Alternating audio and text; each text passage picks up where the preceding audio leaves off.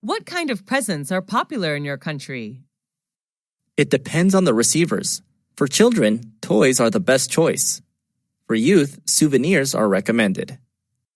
Who gave presents to you? On what occasions? I have received many presents, most of which were from my friends. They gave me gifts on my birthday. What was your last present? It was a handmade doll given by my best friend when I moved to another city. What was the one you like best? I loved my book Nepal a lot. It was given to me on my 23rd birthday by my brother. Did you ever get a present you didn't like? Yes, I have, but I still treasure and take care of them. How do you thank people who give you presents?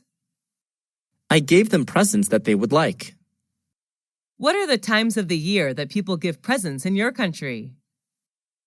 Some special occasions are birthdays, weddings, graduation, New Year's Day, Valentine's Day, housewarming ceremonies, etc. Who was the last person you gave a present to? My mom. I bought her a coat on a business trip to Bangkok. Is giving presents important in daily life? Yes, it is. It's one of the best ways to show your love and gratitude to someone.